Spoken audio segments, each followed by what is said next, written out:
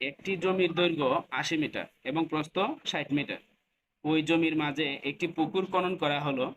যদি পুকুরের প্রত্যেক পাড়ের বিস্তার ৪ মিটার হয় তবে পুকুরের পাড়ের ক্ষেত্রফল নির্ণয় করো।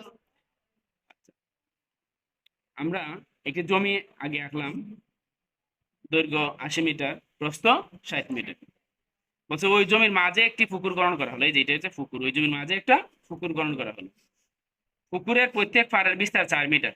প্রত্যেক পাড়ের বিস্তার এই যে ৪ মিটার, এদিকেও ৪ মিটার, এদিকেও ৪ মিটার, এদিকেও ৪ মিটার। ৪ মিটার হয় তবে পুকুরের পাড়ের ক্ষেত্রফল নির্ণয় করো। পাড়ের ক্ষেত্রফল নির্ণয় করো। দেওয়া আছে আমাদের জমির দৈর্ঘ্য,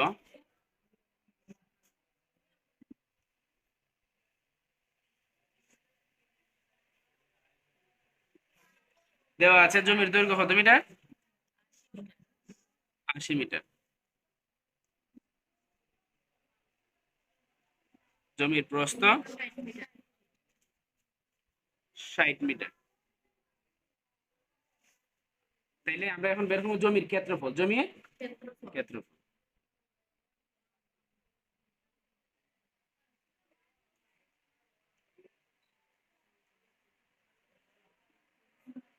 জমির ক্ষেত্রফল সূত্র কি হবে তাইলে?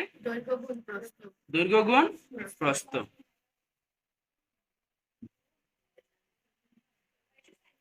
দৈর্ঘ্য গুণ প্রস্থ বর্গ একক। দৈর্ঘ্য গুণ প্রস্থ বর্গ একক। দৈর্ঘ্য কত? ৮০, প্রস্থ ৬০, বর্গ এগুলো মিটার, তাই হবে বর্গ মিটার।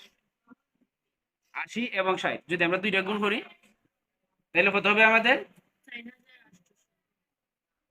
৪৮০০ বর্গ মিটার। এটা জমির ক্ষেত্রফল। এটা জমির ক্ষেত্রফল। এটা হচ্ছে পার সহ। এটা হচ্ছে কি? পার সহ। এখন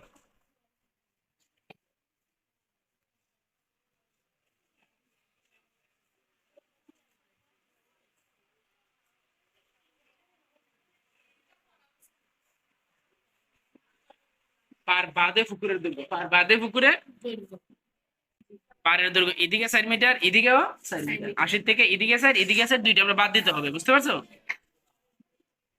তাইলে আমরা লিখবো ৮০ থেকে বিয়োগ ৪ যোগ ৪ মিটার। ঠিক আছে? বুঝতে পারছো? ৪ আর ৪ যদি আমরা যোগ করি ৮ মিটার। তাহলে ৮০ থেকে ৮ বিয়োগ করলে ৭২ মিটার। এখন পার বাদে পুকুরের প্রস্থ, পার বাদে পুকুরের প্রস্থ কত ছিল আমাদের জমি দৈর্ঘ্য? ৬০ মিটার। কত ছিল? ৬০ মিটার ছিল। এদিকে পাড়ের বিস্তার ৪ মিটার, এদিকেও ৪ মিটার। ৪ আর ৪ যোগ করলে কত? ৮। ৬০ থেকে ৮ বিয়োগ করবে। ৬০ থেকে ৮ বিয়োগ করবে।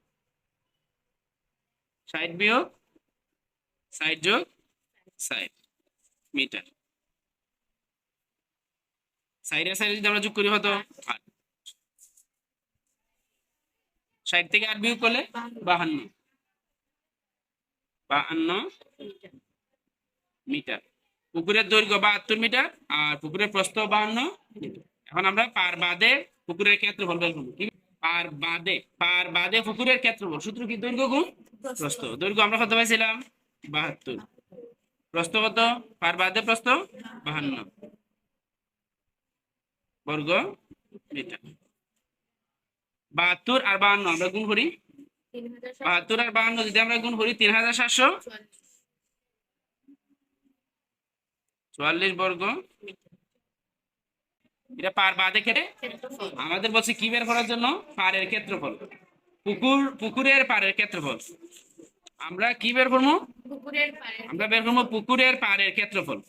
এই যে এটা আমরা পাইছিলাম জমির পুরা সম্পূর্ণ ক্ষেত্রফল। ঠিক আছে? এখান থেকে আমরা পার বাদে পুকুরের ক্ষেত্রফলটা পাইছি না? এটা আমরা বিয়োগ করবো। এটা কি করবো? বিয়োগ করলে আমাদের পাড়ের ক্ষেত্রফল চলে আসবে। ঠিক আছে?